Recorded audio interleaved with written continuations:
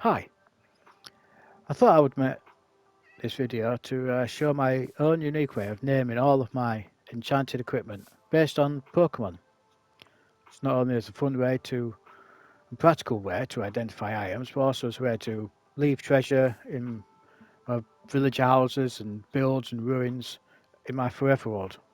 Because I came to a point where I didn't need to enchant anything for myself anymore, and I thought that what could spend all these levels on that I'm getting? So I came up with this way.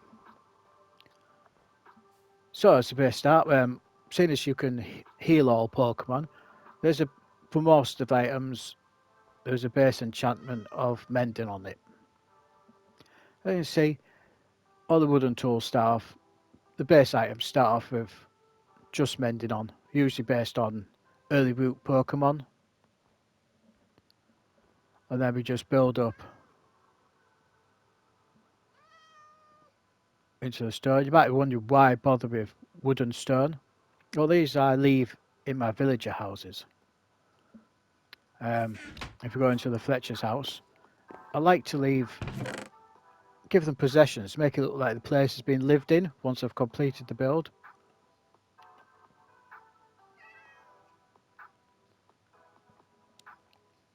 Of course, the more enchantments on, the more ev- evil, evolved Pokemon we get, and some base items look like they're living here. Items for the craft, whatever they're doing, weapons and tools, just personal possessions, and then occasionally, depending on the importance of the villager or trader, rare items or heirlooms.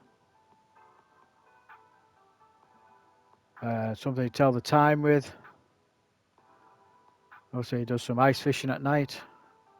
And often I would leave a personal diary to give him a bit of a backstory, just something to have some interest in the house. And then, of course, it just gives a bit of personal touch. Of course, I've tried to give relevant names to all the tools and armors. I mean, Bidoof kind of sounds like what it would sound like if you get hit on the head with a wooden sword. And of course, the more enchantments we get on the higher of Pokemon level we get. Usually iron, I start with medium power or starting Pokemon. Usually with sharpness, I use type fighting Pokemon. And then with fire, of course, we use the fire Pokemon. And or smite items, something like ghost or dark types, or even fairy.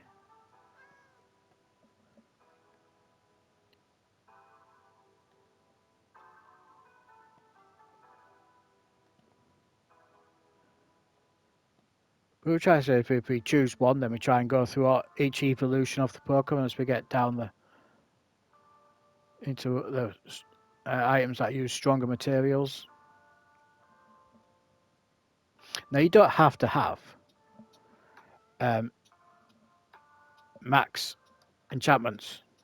It's like you could have mended unbreaking efficiency too. But just basically as the higher level enchantment, I guess it's kind of like the more experience the Pokemon is gaining in battle. So we still call it like a cleaver, but even if all the enchantments are at max levels. And these are all just a selection of items that I've made. It's not a complete list. It is a ongoing work in progress. It came about really from when trying to pick up your ender chest. So Sylveon, Silk Touch sounds familiar. Um, so basically, my main pickaxe is a Sylveon, so I know that anything that needs Silk Touching, I can just see the name of the pickaxe and I can straight away know that I've got the right one. And then we have a basic pickaxe, and then if I need to fortune anything, I leave this one at home normally, and fortune at ores back at my base. Stuffle sounds like a shovel.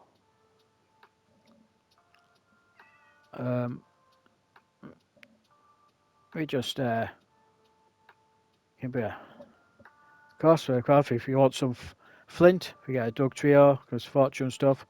But if you just want to do some careful basic landscaping or pick up snow and stuff, and you don't want to break the ground underneath it, so you just get a smaller beginning version with no efficiency on.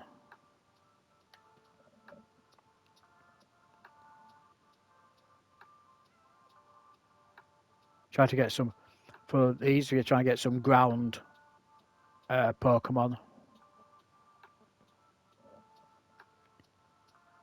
And flying types, of course, for bows and crossbows. And then you get down to the more powerful bows with all of the enchantments on, which does evolve into, of course, Charizard. Then we get basic shield, which a bit of unbreaking on evolves into Snorlax. Starting Pokemon one thing, and then we get to the more powerful crossbows.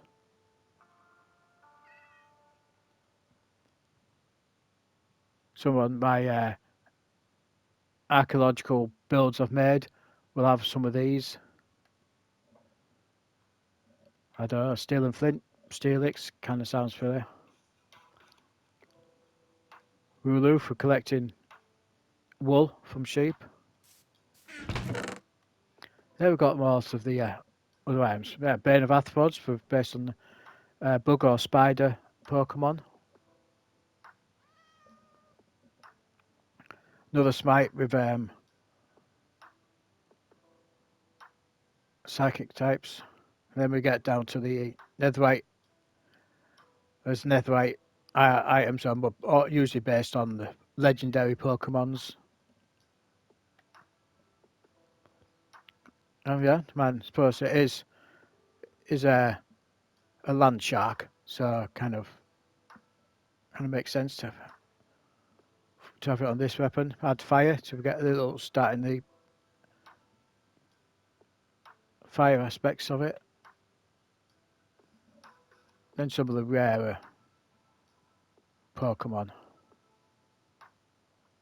Probably helpful if you know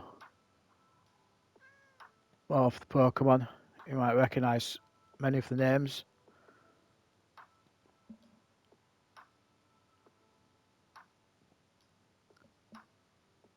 I've got Smite again, so more ghost types.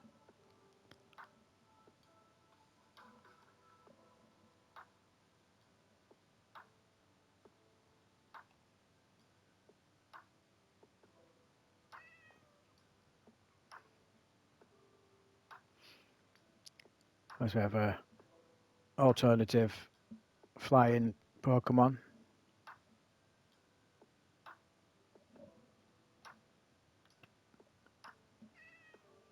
I know there's another variant for a ground.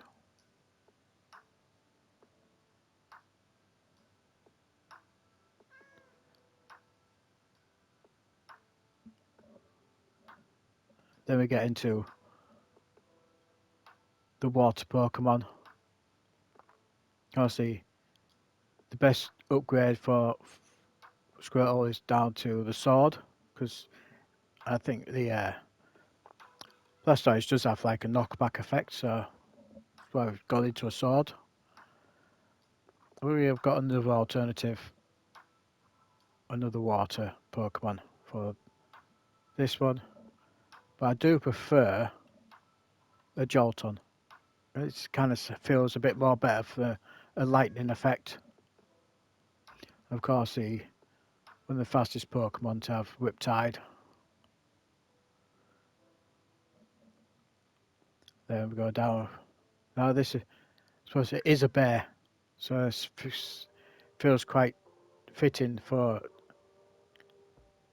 to have it on here. Of course, we get down to the more powerful Pokemon.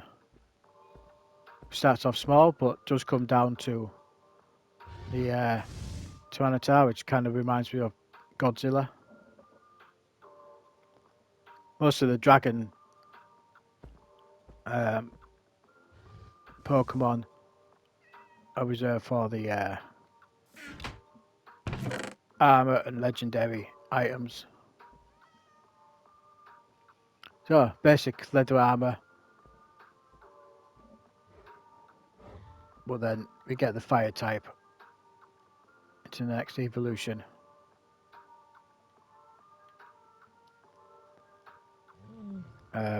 Puccina, kind of protection, kind of seems like it fits. Zigagoon, darts about all over the place, helpful to avoid being blasted. Routes is of course a psychic, so I'm probably good at avoiding range combat.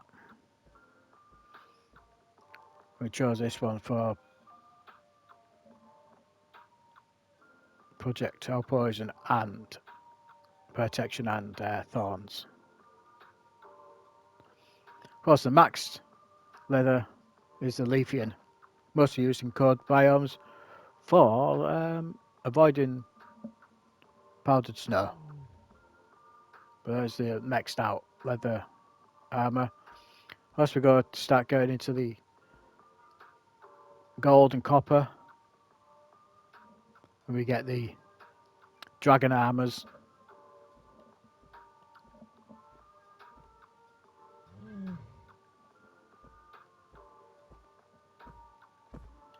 Of course.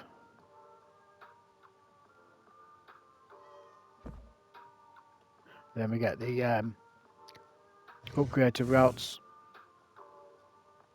with our chainmail. I do like to give them kind of different names as well to differentiate them, especially with iron. Then of course we've got our turtle helmets, as we have more enchantments to the max. Of course we get the more powerful versions. And of course we get the good old Magikarp. It's not much use really, basic fishing rod, but given enough time it does evolve into something better. I always like to call my first Elytras as a Gyarados. Then of course we've got some more water Pokemon for the other fishing rods.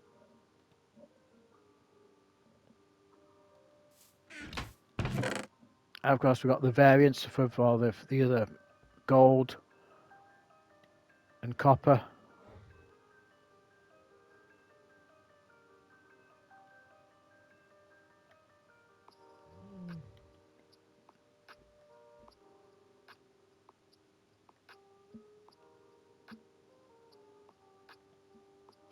And all these sets of armour are the Frostwalker sets.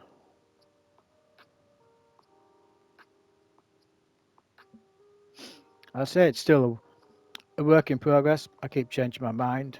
I started this in what was it, 1.16? So when we started our Forever World that we've still got. So it has been quite a while when we started this. I would say this is kind of like a small selection of tools and armors that we've chosen.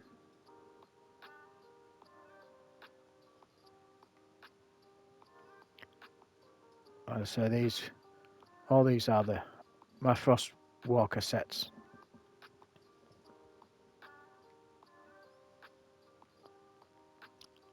Slowly getting into the more powerful Pokemon.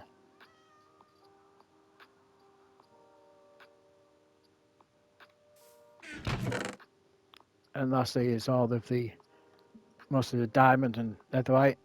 This is my usual go-to. I mean, kind of like the name of guarding armor. Of course, we got the thorns version as well. I do like all of the variants from an EV. Of course, we've got the fire protection set.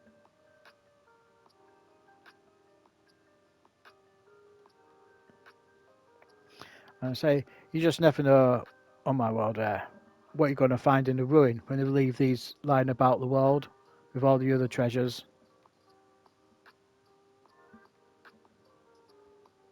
Vaporon, because being a water Pokemon, I mean, creepers don't hurt you in water, so that's why we've got blast protection on that. Of course, Espeon is the psychic, so projectile protection. And then, of course, we've got the some of the couple of more powerful Pokemon there.